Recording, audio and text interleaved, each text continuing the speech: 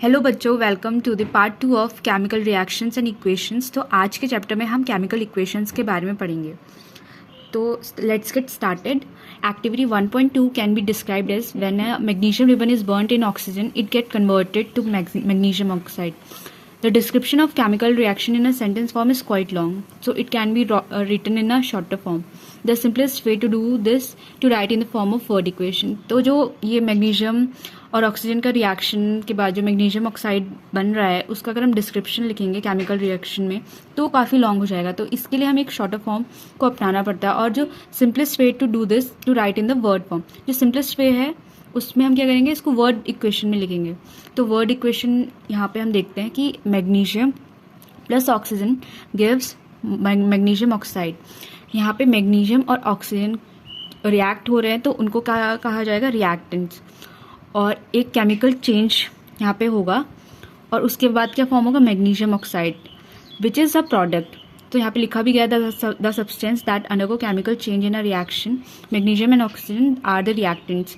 The new substance magnesium oxide form during the reaction is the product. तो वही चीज़ बताई कि मैग्नीशियम और ऑक्सीजन रिएक्टेंट है और उनसे एक प्रोडक्ट फॉर्म होगा. जो यहाँ पे एक एरो हेड है वो क्या शो करेगा, chemical change.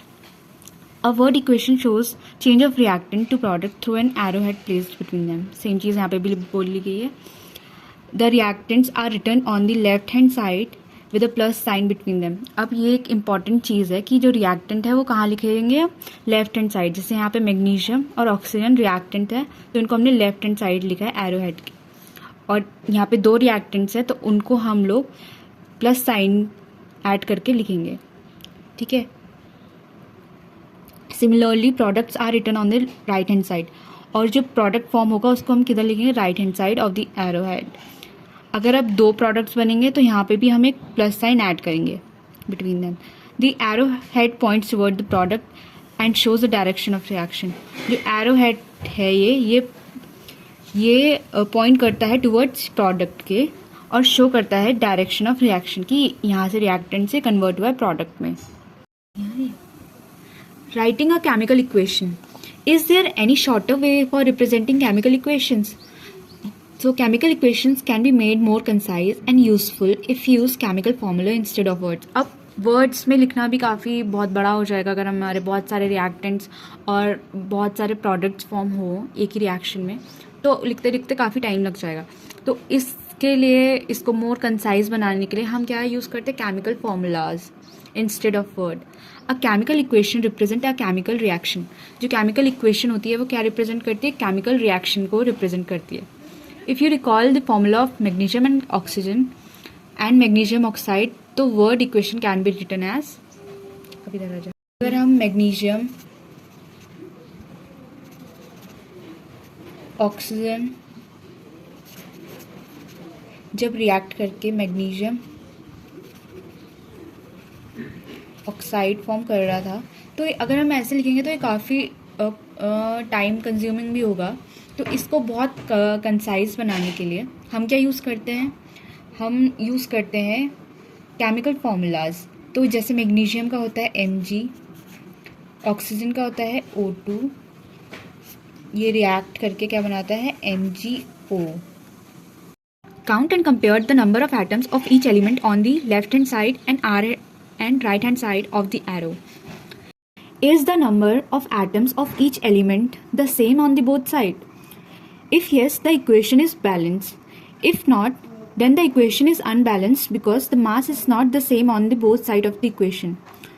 Such a chemical equation is a skeletal chemical equation for a reaction. अगर हम देखेंगे, पहले हम काउंट करेंगे कि नंबर ऑफ एटम दोनों एलिमेंट के on left hand side and right hand side of the arrow is same. अगर सेम होंगे तो वो इक्वेशन कहलाएगी बैलेंस्ड. अगर वो सेम नहीं होंगे तो इक्वेशन कहलाएगी अनबैलेंस्ड क्योंकि मास दोनों साइड में सेम नहीं है. और ऐसी इक्वेशंस को क्या कहते हैं, स्केलेटल केमिकल इक्वेशन. अगर हम एलिमेंट्स को देखते हैं तो लेफ्ट हैंड साइड में अगर हम एलिमेंट्स लेंगे मैग्नीशियम, अगर हम इसको लेफ्ट हैंड साइड और राइट हैंड साइड में देखें तो लेफ्ट हैंड साइड में मैग्नीशियम के कितने एटम्स हैं, 1. राइट हैंड साइड में 1. ऑक्सीजन के लेफ्ट हैंड साइड में कितने एटम है, 2, राइट हैंड साइड में 1। तो ये इक्वेशन बैलेंस हुई। आप मुझे बताइए कि ये स्केलेटल इक्वेशन है कि नहीं। तो बच्चों ये है एक अनबैलेंस्ड इक्वेशन, क्योंकि इसमें दोनों साइड रिएक्टेंट्स और प्रोडक्ट में एटम्स सेम नहीं है। तो ये क्या हो गई, एक अनबैलेंस्ड इक्वेशन। तो अब हम आगे देखेंगे कि बैलेंस कैसे करते हैं केमिकल इक्वेशंस को। तो अब हम नेक्स्ट टॉपिक स्टार्ट करते हैं, balanced chemical equations. Recall the law of conservation of mass that you studied in the class 9। अब हम law of conservation of mass को रिकॉल करते हैं। तो क्या कहता है कि मास can neither be created not destroyed in a chemical reaction. अब मास ना ही क्रिएट हो सकता है और ना ही डिस्ट्रॉय हो सकता है in a chemical reaction. That is, the total mass of element present in the product of the chemical reaction has to be equal to the total mass of the element present in the reaction. तो इसका मतलब ये है कि total mass जितना reactants में है उतना ही प्रोडक्ट में भी होना चाहिए। In other words, the number of atom of each elements remain the same before and after a chemical reaction. जो नंबर ऑफ एटम है इन ऑफ ईच, हर एलिमेंट के जो नंबर ऑफ एटम है वो सेम होने चाहिए रिएक्टेंट्स में भी और प्रोडक्ट्स में भी। तो hence we need to balance a skeletal chemical equation. तो हमें एक क्या करना पड़ेगा, बैलेंस करना पड़ेगा स्केलेटल केमिकल इक्वेशन को। Is the chemical equation 1.2 balanced? Let us learn about balancing a chemical equation step by step. तो अब हम देखते हैं इक्वेशन नंबर 1.2। हम ऊपर आइए, ये वाली। तो हमने देखा था कि ये तो इक्वेशन बैलेंस नहीं है। तो हमने देखा था कि ये Mg + O2 जो gives MgO is a unbalance equation, इसमें हमने देख लिया था। तो अभी हम एक और इक्वेशन देखते हैं, वो बैलेंस है या नहीं है, ये चेक करना है हमको। तो इक्वेशन है, तो अब हम देखते हैं एक दूसरी इक्वेशन।